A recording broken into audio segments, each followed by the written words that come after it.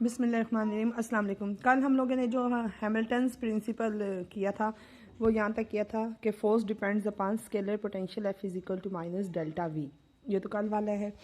अच्छा, ये मैंने आपको डायग्राम बताई थी कि हम लोग कोई भी कार्टेशियन कोऑर्डिनेट लेते हैं, एक्स और वाई एक्सिस, उसमें दो पॉइंट है, एक पॉइंट ए और दूसरा पॉइंट बी है। आपने ए से बी तक मूव करना है, उसके मुख्तलिफ पाथ्स हैं। हैमिल्टन प्रिंसिपल हमें क्या बताएगा कि ए से बी तक मूव करने के लिए पार्टिकल इन सब इन्फिनिट जो पाथ हैं उनमें से वो पाथ लेगा जहाँ पे उसको जो टाइम है वो मिनिमम लगे। ये हैमिल्टन प्रिंसिपल प्रूव करके बताता है। ए से बी तक जो है जब पार्टिकल मूव करता है तो कोई ना कोई डिस्प्लेसमेंट मूव करता है, वो डिस्प्लेसमेंट हम लोग के पास है डेल्टा आर। अब हम लोगों ने क्या करना है कि ये डेल्टा आर जो है इसको कैलकुलेट करना है। यहाँ जब ए से पार्टिकल बी तक मूव करेगा तो इसका मतलब है कि कुछ ना कुछ वर्क करना पड़ेगा। पार्टिकल ने एक पॉइंट से दूसरे पॉइंट तक जाना है तो हमें कुछ ना कुछ जो है वो वर्क करना पड़ेगा। अब हम लोगों ने वो वर्क जो है वो कैलकुलेट करना है। तो वर्क देखो कैसे कैलकुलेट करते हैं इसका प्रूफ।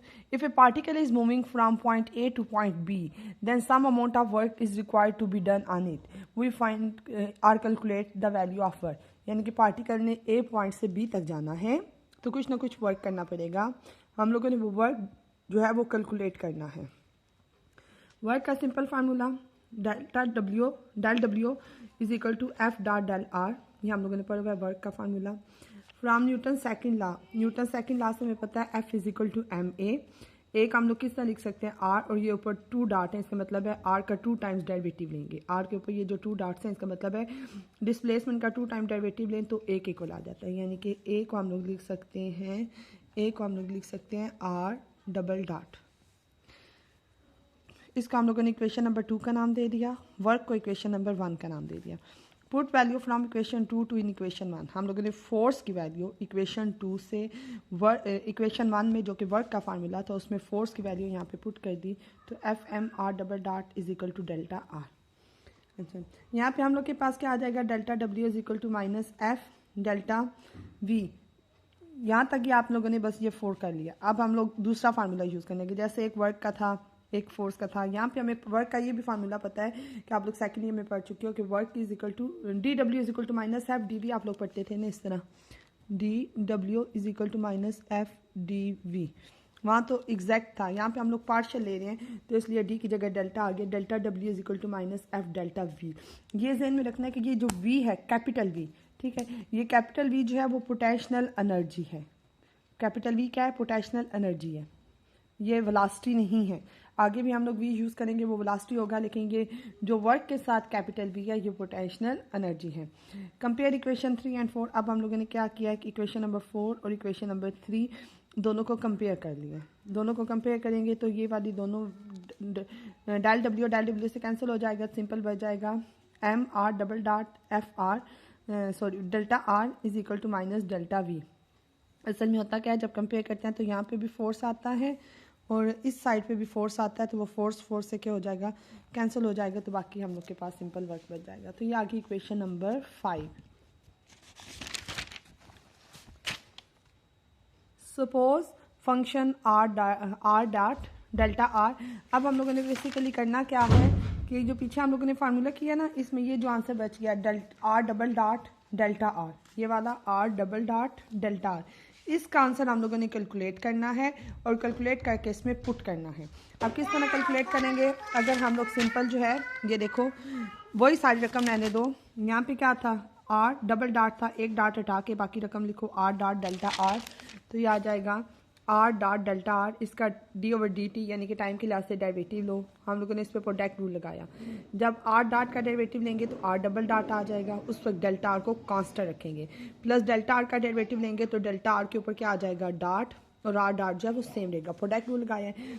अब इस टर्म को सेम रहने दो, d over d t of r dot delta are, ये r double dot delta r plus v. ये हमें पता है जो आर होता है ना सिंपल वो डिस्प्लेसमेंट, और आर डॉट क्या होता है वेलोसिटी, आर डॉट क्या होता है वेलोसिटी, तो आर डॉट की जगह हम लोगों ने वेलोसिटी लिख ली है और डेल्टा डॉट की जगह भी वेलोसिटी। ये ज़हन में रखना है, पीछे जो हम लोगों ने वी लिखा था ना वो कैपिटल वी था, वो पोटेंशियल डिफरेंस था जो वर्क के फार्मूले में था। अच्छा, इसका डेरिवेटिव हम लोगों ने लिया डी ओवर डी टी, वही पिछली टर्म, उसके ऊपर सिर्फ एक डॉट ख़त्म कर दिया है। इसके ऊपर प्रोडक्ट रूल लगाया। यहाँ पे मैं आपको बता रही थी कि ये जो वी है ये वेलोसिटी है, ये स्मॉल वी है। पीछे जो वी लिखा था वर्क के साथ वो कैपिटल वी था, वो पोटेंशियल एनर्जी थी। अब यहाँ पे ये देखो, जब इसका डेरिवेटिव लेते हैं तो वी डेल्टा वी, ये वेलोसिटी है, इसको हम लोग इस तरह लिख सकते हैं वर्चुअल या डेल 1/2 वी का स्क्वायर। जब इसका डेरिवेटिव लोगे तो यही रकम आ जाएगी। अब हम लोगों ने इस टर्म की जगह ये वाली टर्म इस इक्वेशन में यहाँ पे पुट किया तो हम लोग के पास ये वाली टर्म आ गई है। ठीक है, ये प्लस है, इक्वेशन की दूसरी साइड पे जाएगी तो क्या हो जाएगी माइनस। असल में हमें आंसर चाहिए था इस चीज़ का, ये वाला आंसर हम लोगों ने ऊपर जो इक्वेशन नंबर 5 है उसमें पुट कर दिया है। ये वाला आंसर जो हम लोगों ने इक्वेशन नंबर 5 में पुट कर दिया है, पुट करने के बाद जब पुट करेंगे तो हम लोग के पास ये इक्वेशन आ गई। इक्वेशन नंबर 5 ही है, सिंपल, उसमें आंसर पुट किया। अब इसमें देखो m को हम लोगों ने अंदर क्या किया, मल्टीप्लाई किया। यहाँ पे हम लोग के पास m है, इस m को हम लोगों ने मल्टीप्लाई कर दिया इसके साथ भी, इसके साथ भी। ये वाला भी पहले भी मैं आपको बता चुकी हूँ, ये वेलोसिटी है, ये वर्क के साथ जो वी था ये हम लोग के पास पोटेंशियल एनर्जी है। ठीक है, ये वाली टर्म इस साइड पे आ जाएगी तो माइनस आ जाएगी, माइनस आ गई। अब हम लोग के पास ये जो ब्रैकेट में टर्म है 1/2 एम वी का, ये आपको पता है काइनेटिक एनर्जी है। काइनेटिक एनर्जी को हम लोग कैपिटल टी से रिप्रेजेंट करते हैं, तो इसकी जगह हम लोगों ने कैपिटल टी को लिख दिया है। अब ये वाला जो माइनस डेल टी है ये दूसरी साइड पे जाके प्लस हो जाएगा, प्लस हो जाएगा, डेल को कॉमन निकालेंगे तो अंदर आ जाएगा टी माइनस वी। ये लैग्रांज इक्वेशन है, जो लैग्रांज फार्मूला हम लोग पढ़ते हैं वो लैग्रांजियन फार्मूला जो हम लोग पढ़ते हैं L equal to T minus V, तो इसकी जगह हम लोगों ने लैग्रांजियन फैक्टर पुट कर दिया डेल्टा एल। अब हम लोगों ने ये क्या किया, इस तरफ डिनोमिनेटर में डी टी क्या हो रहा है, डिवाइड हो रहा है, इस डी टी को इधर ले जाएंगे तो ये मल्टीप्लाई हो गया। मल्टीप्लाई होने के बाद हमने इसको इंटीग्रेट किया T1 से T2, T1 से T2, क्योंकि जो आप लोग डायग्राम बनाते हो, डायग्राम में देखो यहाँ से यहाँ तक जाना है तो उसकी लिमिट्स T1 से T2 तक है, तो हम लोगों ने इसको इंटीग्रेट कर लिया T1 से T2। T1 से T2 जब इंटीग्रेट करेंगे तो हमें पता है कि ये डी टी जो है वैसे रहेगा, ये वाली सारी रकम, तो M D R dot delta are, ये इंटीग्रल और डेरिवेटिव, ये डेरिवेटिव और ये इंटीग्रल अपोजिट होते हैं, कैंसिल हो जाएंगे, बाकी रकम बढ़ जाएगी एम आर डॉट और डेल्टा आर T1 T2 इसकी लिमिट्स, तो ये वाली टर्म वैसे ही रहेगी। ठीक है, अब इसमें लिमिट्स पुट करेंगे तो डेल्टा आर की जगह हम लोगों ने लिमिट्स पुट करनी है ना, एम आर डॉट वाई आ जाएगा, तो आर की जगह एक दफ़ा T2 और फिर एक दफ़ा T1, तो हम लोगों ने T1 और T2 लिमिट्स पुट कर दी, ये वाली टर्म जो है वो सेम रहेगी। अब यहाँ पे डेल्टा R2 और R1 की जगह हम लोगों ने 0 क्यों पुट किया है, फिर से वो डायग्राम निकालो। ए पे जब हम लोग अभी रुके हुए थे, टाइम स्टार्ट था, अभी कोई बिल्कुल इनिशियल पॉइंट था, तो उस वक्त डिस्प्लेसमेंट क्या आता है 0। जब फाइनल पॉइंट पे पहुंच जाते हैं तो उस वक्त भी हम लोग का डिस्प्लेसमेंट क्या हो जाता है 0, क्योंकि उसके बाद हम लोगों ने मूव जो है वो नहीं करना होता। तो यहाँ पे टाइम T1 पे डेल्टा T1 0 और जब फाइनल पोजीशन है वहाँ पे डेल्टा T2 0, तो हम लोग क्या करेंगे कि डेल्टा T1 और डेल्टा T2 की जगह 0 पुट करेंगे तो सारी टर्म 0 हो जाएगी। ये वाली टर्म हम लोग के पास बच जाएगी, इसको बोलेंगे हैमिल्टन्स प्रिंसिपल। तो ये हम लोगों ने किससे ड्राइव किया, लैग्रांज इक्वेशन जो थी उसको लेके उसका देखो लैग्रांजियन उसका इंटीग्रल लिया है तो हैमिल्टन प्रिंसिपल आ गया। ये मैंने आपको बताया था कि लैग्रांजियन किसी एक पॉइंट के ऊपर स्पेसिफिक के ऊपर उसकी प्रॉपर्टीज़ को एक्सप्लेन करता है, ओवरऑल जो है वो नहीं बताता।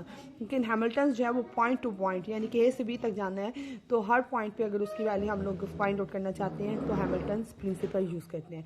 हैमिल्टन्स प्रिंसिपल और क्या चीज़ बताता है कि किसी इन्फिनिट पाथ होते हैं एक पोजीशन से दूसरी पोजीशन तक जाने के लिए, तो पार्टिकल वो रास्ता इख्तियार करेगा जहाँ पे उसको टाइम मिनिमम लगे। तो ये हम लोग के पास हैमिल्टन्स प्रिंसिपल है। कल हम लोग इंशाल्लाह इसकी एप्लीकेशन जो है वो पढ़ेंगे।